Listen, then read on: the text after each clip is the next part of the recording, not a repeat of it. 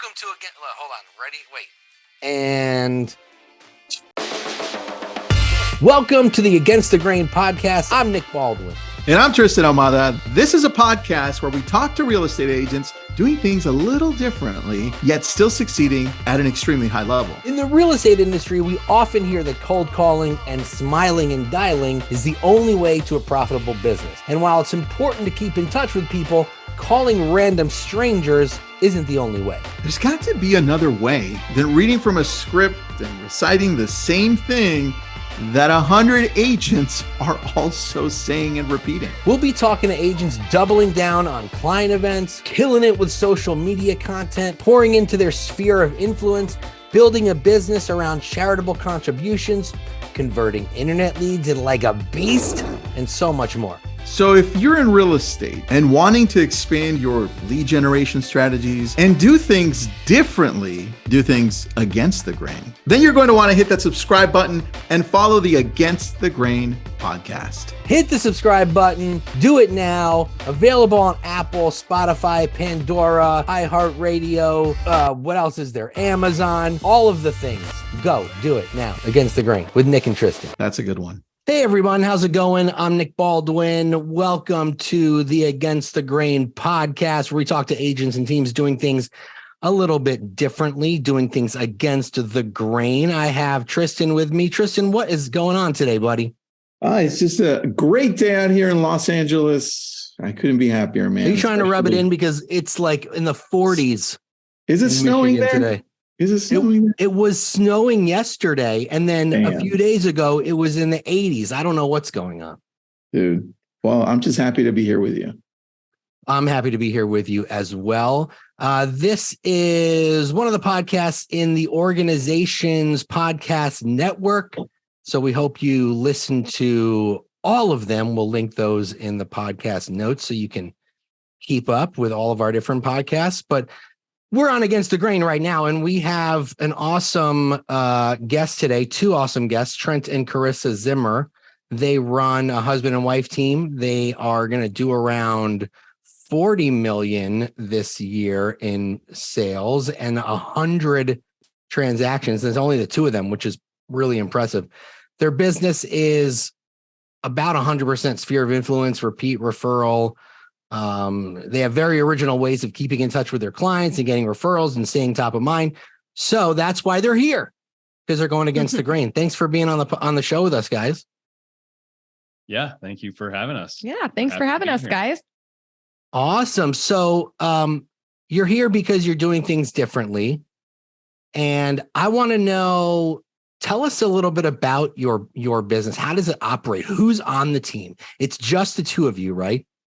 Mm-hmm. Yeah, right now it's just the two of us. For the last year or so, we really made a push to grow as a team with dreams of maybe one day expansion and all these great big things. And long story short, what we found is that it wasn't bringing us the same joy that we once had in this business. We didn't get into this to put ourselves into a 9-to-5 job, and we felt like that's what we were working toward.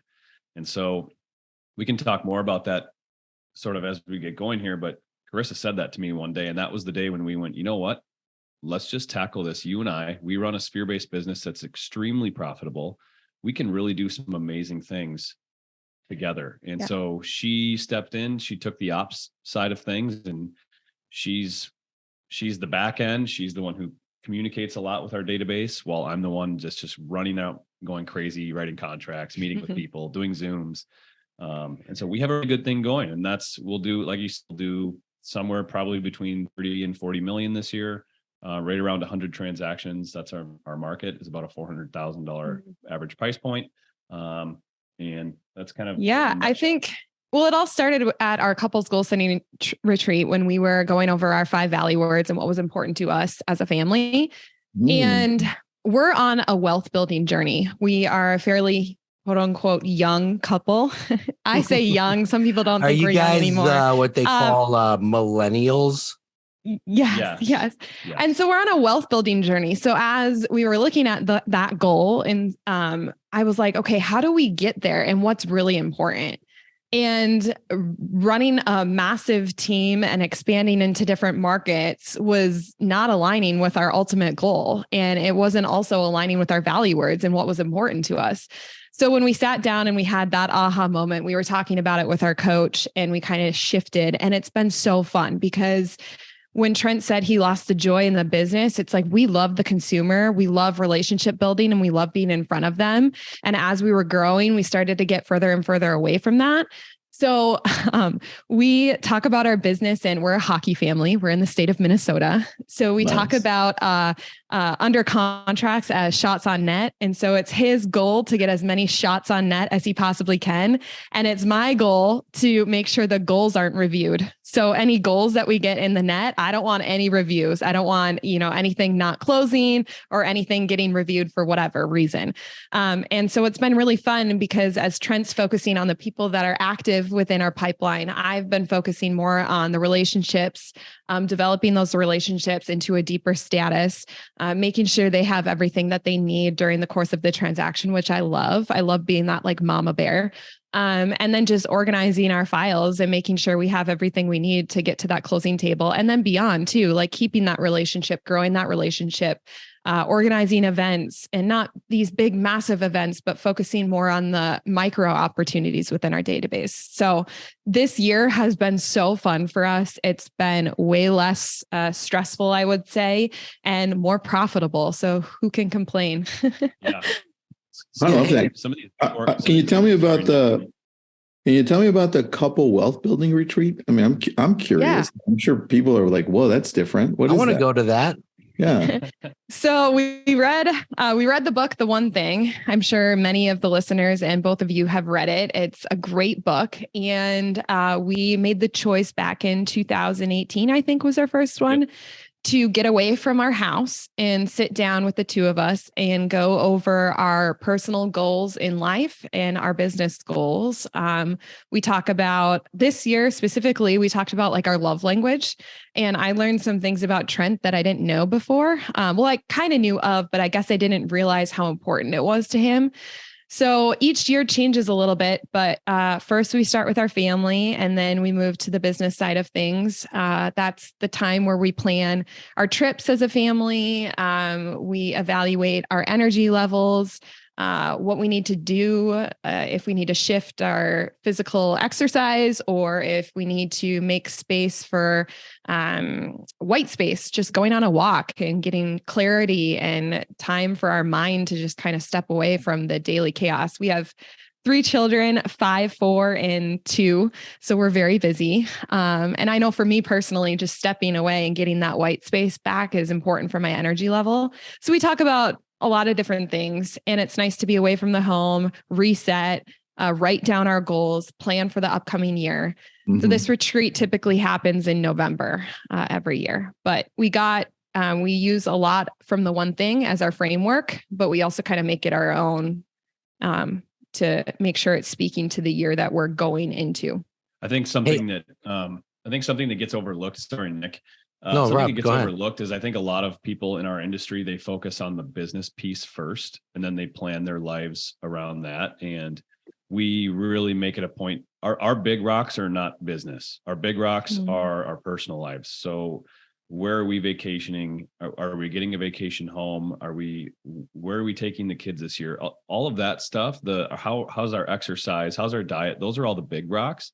And then we fill the rest of the space with business. How are we going to meet our goals while also living the life that we desire? Because at the end of the day, and I've said this to you before, Nick, none of this really matters.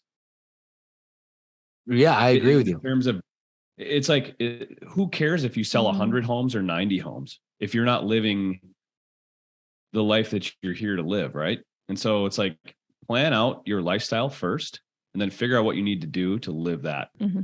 Because you could sell 200 homes, but if you're not living the way that you feel like you need to live, it doesn't mean anything. Mm-hmm. Hey, I have a question. Everyone is really clamoring to know what Trent's love language is. I couldn't even answer that. I bet I know what it is. I bet I know. Words of affirmation. What? You have to tell him all the time how wonderful he is. No. Yeah, right. He's very intellectual and enjoys deep conversations, and creating the space for that, which I knew, because he loves listening to podcasts and different YouTube videos. He'll throw them on like late at night and he wants to go down this like deep rabbit hole. I'm like, babe, it is like 9:30. I am not in the mindset or mood to be having this conversation with you about outer space or whatever it is. Are we alone in the universe? She came downstairs one night and I was on the couch watching a bushcraft video where there's no audio, like no like dialogue. Yeah. So just this guy in the woods building a hut. He's like, what? Oh, those guys are the best, dude. My kids watch those. It's the best. Hey, what are the value words? Like, what are yours that you come up have with? them on a thing? I took them off the wall. Wealth, fun, connection. What's the last one we added? Because we added a fifth. Community. Yeah. Yep. Oh, those are good. I love that you said plan your lifestyle first. A lot of people just live in this lifestyle and, they're not set up to do that. Or they don't bring their family with them, right? So they think one thing, but maybe their spouse isn't in alignment with that, or they're leaving their spouse and kids behind to live their ideal lifestyle, and they never vocalize that to them. Especially for us, we have a little bit of an advantage in that we're in the same industry, we work together. And so we're typically reading and listening to very similar professional content. So we have the opportunity to grow together. I do know of other people that don't have that luxury, and then they kind of go like, opposite directions in life. And if you don't have your spouse and your kids and your home life and your personal values, then what do you have? If you don't have your health, but you have this like massive business, you have nothing to live for, in my opinion. Cause like that could, that's your temple. So you need to protect that. Well, what's your mornings look like? Because you're very, specific with the big rocks and the value words, and mornings are really important. I'm glad that you asked that question, Nick, because for the longest time, I felt like I was doing it. Your podcast is called Against the Grain, so this will be perfect. For the longest time, I felt like I was doing it wrong because I wasn't getting up at 5 o'clock and getting to the gym and then journaling and then doing affirmations. And then it's like they teach you over and over again, this is how you have to do it if you want to be a huge success. And what I realized, and one of the reasons why it's just her and I now, is I like waking up with my little girl next to me and then making my kids breakfast and then dropping them off at school and then going to the gym at 9 o'clock. And I don't start my days now and at least a few times a week until 10:30. I love it. And the nice part is that I get a lot done after I work out. I'm very productive. I get a lot done through, 3 o'clock, 4 o'clock when we go get the kids. Then we get the kids down. And a lot of times I'll pull my laptop out and I'll work, from 7:30, 8 o'clock till we go to bed. And I'm fine with that because it allows me to have my mornings. And since I've had 3 kids, I've really started to value my sleep. And so I don't want to go to bed at 8 o'clock so that I can get up at 4:30. Like that doesn't sound fun to me. I'd rather go to bed at 10 or 10:30, sleep in with my kids. Yep. And then start my day a little later. I'm okay with that. And so that was tough for me to go, you know what? I'm not doing this like I'm supposed to based on what everyone else around me says they're doing. And so that was tough. And looking in the lens of energy, and for our kids, they're the most excited and energetic and attentive in the mornings versus at the end of the day, they're just tired, exhausted. That's when the tantrums usually start. And so to get them at the peak of their day and have intimate conversations at the island while they're eating breakfast and getting ready for their school day is so important for the both of us. And that's what we value. It's going to shift a little bit next year. Ezra is going to a school that starts at 8 a.m. So Trent will have the opportunity to drop him off at a little before 8 and actually get to the gym earlier than he is right now because they're just in preschool right now.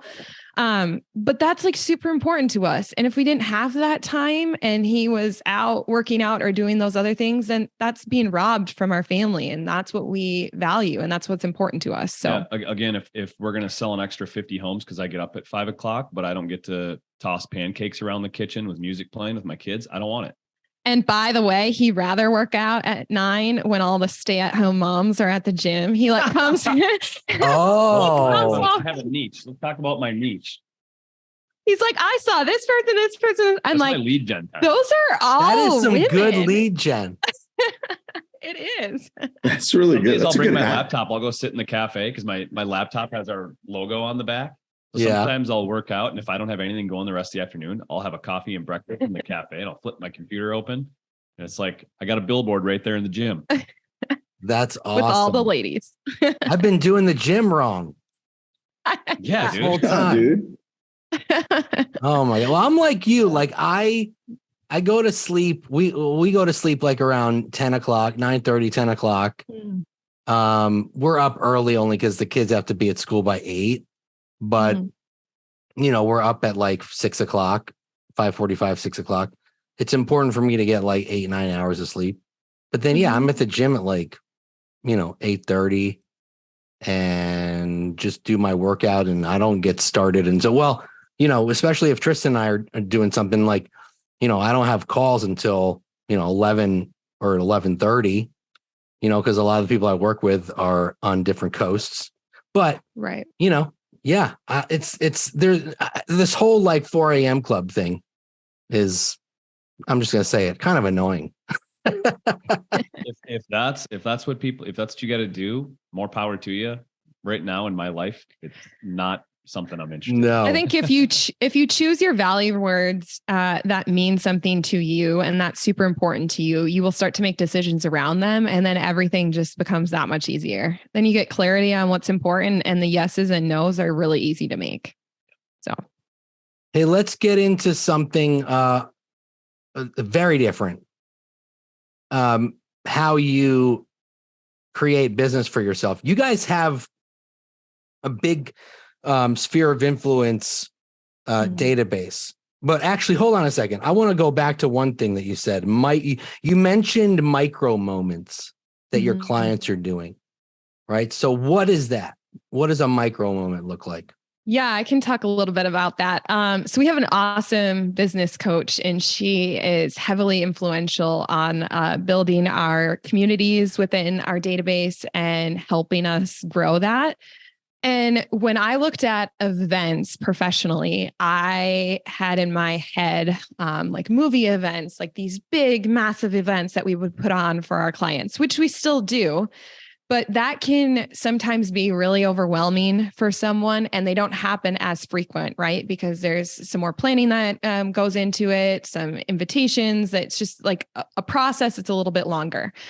And so when she challenged us to think a little bit more about our micro moments within our database, I was like, well, yeah, I mean, we do those all the time. Like we're social butterflies. We like to be around people. We like to have people over at our homes and do special things with families.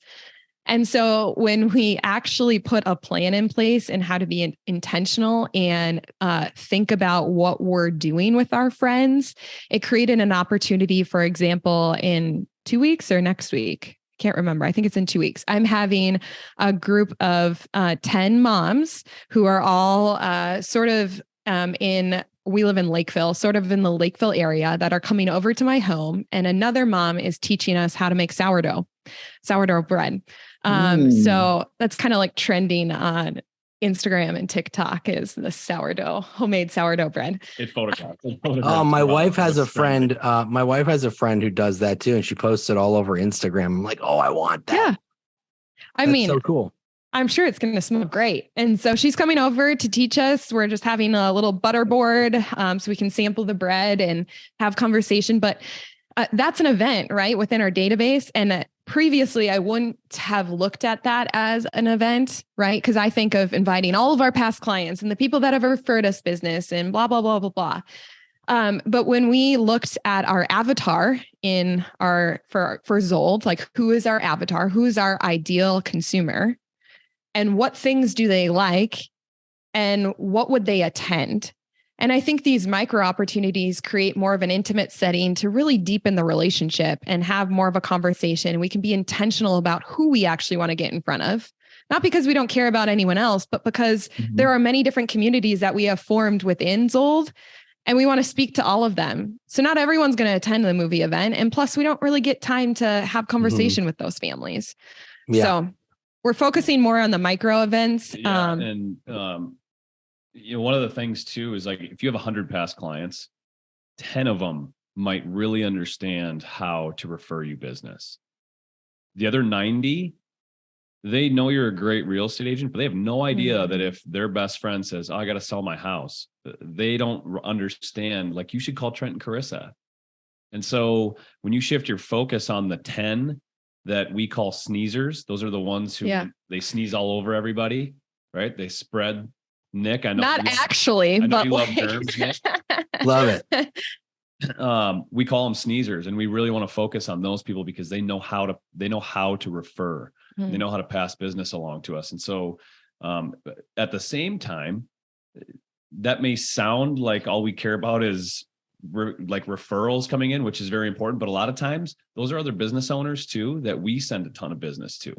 That's our attorney. That's our car shop guy. That's our and then we're connecting all these people via these little micro events, and suddenly they get to know each other, and we're creating this really tight knit community of people who pass our name along. Hey, did you know that Google has a whole website about micro moments?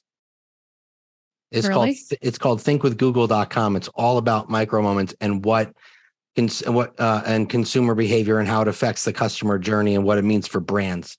And it's thinkwithgoogle.com, and it's all about Domino's Pizza. Why do they have 15 different ways to order a pizza?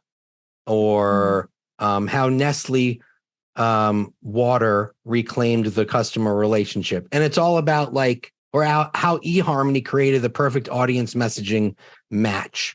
It's all about how these companies that are huge brands are paying attention to just the little behaviors, because those are sometimes the most important, and then pivoting their business in that way. So check it out, thinkwithgoogle.com. I think it becomes easier for micro moments inside of your Facebook groups that you create for your past clients. A lot easier to dictate what they're seeing because they're already there.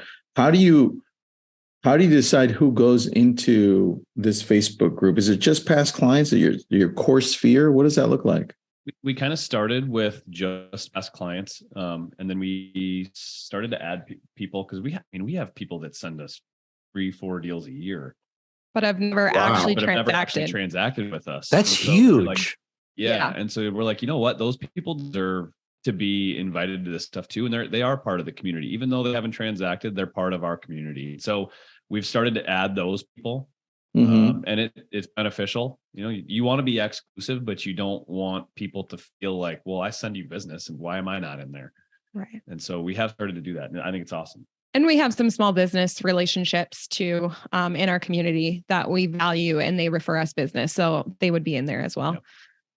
How often do you post to the groups, and how do you? How often are we posting in there? Yeah. So we have 4 posts at least a month, but they're all very different. So one would be like a home tip. So if spring's coming around, like, hey, are your windows super dirty from all the pollen or the winter, the snow, whatever? Do you need power washing done? Like, here's someone we've used personally and would recommend. Or, hey, this is a trending green color that a lot of people are using in their kitchens. If you care for this, if you're looking to remodel. What do you typically post in the group? And do you only have one group? Good question. So we have one group. It's called the ZOLD Inner Circle. And we post strategically. Now, hold on. I just want to say that if you're listening to this podcast, don't go trying to join the group. Unless you want to send us a referral. Yeah, exactly. If you're an agent listening, I want to just go in there and see what you're doing. It's not for that. You can always reach out to them. They're very responsive, and they can help you, guide you through that. Absolutely. Absolutely. So we post strategically in it monthly.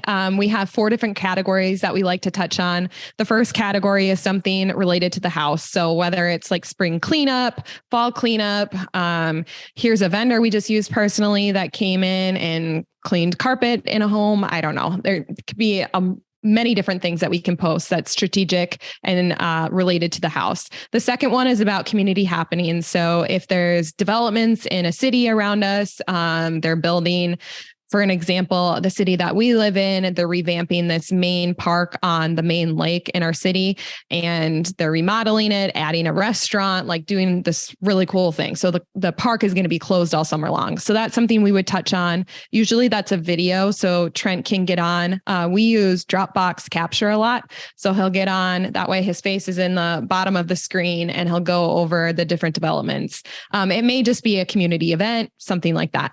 The third thing is a giveaway or an event that we're hosting. So if we're not hosting an event that month for all of the people that are in the ZOLD Inner Circle, it's usually a Starbucks code. We like to do those often. People love them and they love posting on Instagram and being like, hey, thanks for the coffee this morning, ZOLD. And Starbucks does a really good job of, I love to support local, and Starbucks has their systems down, and it's so easy to create a code and then have the ability to add money to it and then turn it off. So that's the reason why I like to use Starbucks. And we'll put a code in there. And then the fourth thing is something about real estate. So we don't really like to use the word or the words market update, because I just feel like it's overdone and people just don't typically click on it. So that headline usually changes depending on the month that we're in. Why is inventory down? We're seeing, I don't know, investors enter the market. This is why. Yeah. Something along those lines, so that it is still engaging, and our ZOLD Inner Circle doesn't lose interest. Because when they see a monthly market update, are they clicking on it after the fifth month? Probably not, because they're like, I don't really care. But if it's something that's intriguing, they may click. Well, I've been having a lot of fun with run a pro forma on an investment property, or share an Airbnb opportunity on a lake up north, because we've got a ton of Airbnbs up on the lakes. And when I can run a pro forma and say, hey, if you guys can come up with this much cash, here's what it rents for, this is what you're looking at cash flow. I mean, people eat that up. They're like, oh my gosh, Trent, I want to know more.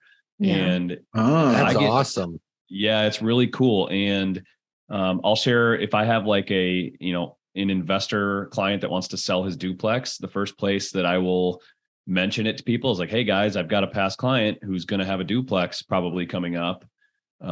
Just keep your eyes peeled, and people will message me and they'll go, I'm not ready now, but like, can you tell me how that works? And, but where the real magic happens is not from the two of us. It's when the people within that group start interacting with each other. And it's been super cool to watch. I mean, I would say in a week, there's like 4 or 5 posts in there with people going back and forth, like, hey, I need someone to come and do this, or, hey, I need a dog sitter. Does anyone know of anyone? And then if we see someone posting something in the group that's asking a question, and we know of someone in that group, it gives us the opportunity to tag them. And that's super cool, because we are also sneezers of our clients. So if they own a business, or if they provide a service, or if they're, I don't know, a dance school owner or something, and someone's looking to enroll their daughter into dance, it's so fun to make that connection. So that's where the real magic happens, is within the community, not just us speaking into them. We see ourselves as the answers to anything that you could possibly need, and real estate almost comes second. And so, like, an example of that is we've modeled our business after an honor in the hospitality business. That's where I come from. I was with the Four Seasons before I was in real estate. If you are a Clador concierge, it's the highest honor of concierge you can have in the whole business. Okay. So you'll see, if you go to a really nice hotel, you'll see on the concierge's lapel 2 crossing gold keys. Those are the keys to the city. That means that they're qualified as a Clador concierge. It's a super high honor. And one of the things that I love about that, and I tell Chris this all the time, my dream job actually is to just be a Clador concierge at a super fine hotel. And the reason Tristan, the Four Seasons is your favorite hotel. So there you go. Four Seasons is the best. Don't even come up. But like, I always tell this story of a time, and I was working at the one in Miami, and somebody came in with their kid. They were on a business trip. The kid had a Miami Heat jersey on. I asked them if they were here to go to the Heat game. And he said, no, he's here for business, but they were a day early. And as soon as they walked away to their room, I picked up my phone. Concierge was kind of across the hallway. I picked up the phone and I looked over at the concierge and I said, hey, these guys are here for business, but this kid loves the heat. Can we get heat tickets? And he's like, hold on. And he puts his phone down and we sent heat tickets to the room. And it's things like that. You know, we know what side of the bed you're sleeping on. We know whether you prefer dark chocolate versus milk chocolate. We know if you want the Wall Street Journal or the New York Times. And like, that is what inspires our business. Dude. And so that's the ZOLD inner circle to me is, what do you need? Because we'll get it. If you got in a car accident, you need a rental car, I'll find you the best deal on one. And what kind of car do you want? Do you want it to be red, blue, or green? You know what I love about what you said, because we're running out of time, but I want there's a couple things you said. Well, before I go over what you said, I want to make a comment. The fact that people are posting in your group as opposed to like a township group with thousands and thousands of members asking, and they're asking, does anyone have a contractor or a handyman or a landscaper, means that you guys are so top of mind that that's the first place that they think to go. Second, you treat your business like your concierge. Like, you've been able to get to know your clients and friends and family and sphere so well through the Facebook group strategy that like you could really say, hey, it's John's birthday. He loves dark chocolate. I'm going to send him something, right? You just know that stuff. And I just think that, with your hospitality background, that's awesome. I mean, we are a customer first business, so everyone should be doing that anyway. But what I've also noticed was that you said your real estate almost comes second, because honestly, people are going to need landscapers, handymans, painters more than they're going to need to buy or sell a home. So the fact that you can be the one to give them that information is going to happen a lot more than actually someone transacting with you. We decided to focus on if there's 5 million people that are going to buy or sell a home this year, we decided to focus on the other 300 million that aren't. Right? Like, instead of going and chasing the next deal, what about everybody else that's in the in-between phase? Do they not get any love? And if we go and love on them, if we can get them everything they need between now and the time they transact, who do you think they're going to go to when it's time to transact? And they probably know someone in that 5 million. And I think agents are so focused on the next deal that they're going to have in their pipeline. That's 120 days out. Instead of just focusing on the business that they have created and the communities that they've created within it. And your next deal will just come. It's going to happen. Like, just love on your people, deepen those relationships, start to do some of the things that you already love to do and invite people to do them with you. If that speaks to you and your personality, and if that brings you joy. If it doesn't, don't do that. Find something that does. Yeah. But for us, that brings us joy, and it brings us joy to invite people over to hang with our kids that are of a similar age. And by the way, those people also fit the avatar in our business. So it's not business to us. We're just in relationship with people and building communities around us and having really fun. One of the things that I want to make sure I mentioned before we run out of time, and I'm sorry if we took too much time talking. There's going to be a buzzer and it's going to just cut you off. Right. Don't try to be everything to everybody. This, again, with the whole against the grain thing, doing things differently. I love that you guys are putting this, kind of amplifying this. But I remember sitting at an event at a conference and thinking to myself, the Four Seasons doesn't try to attract people that stay at Motel 6 or Holiday Inn and no, there's a hotel for everybody, right? But why is it our business shouldn't be any different? So when we talk about what type of avatar are you after, it's like, very rarely when I go on appointments is my commission rate a point of conversation. Because I know my value, and I think people know our value now too. They know our brand's value because of what we've built up. And so guess what Four Seasons people don't do? Care about how much the room costs. When people book with Four Seasons, they book with Four Seasons because they know what they're getting. and they know what the experience is going to be like. They know the room's going to be clean. They know the pool's going to be nice and the restaurant's going to have great food. They're not going to Expedia to find the cheapest deal they possibly can and then getting there and complaining because the pillows are too soft. That's true. True. So it's like, let's stop trying to be the place that everybody wants to go to, and let's only attract the people who want to be with us. Dude, I love that. And that'll be a game changer for your business. One, it'll also be a game changer for your happiness and your level of energy. Because when you decide who you want to work with, you'll attract those people, and you'll have wonderful people in your life, and you'll be much happier. And you hear a lot of real estate agents complaining about their clients, and that's because they're trying to attract everyone. Mm-hmm. Whereas if you know who you want to work with right now, and one or two of them are driving you crazy, that shows in your personal life. It reflects on your kids. You snap on your kids quicker. It shows up everywhere. And so why do it? It's not worth it.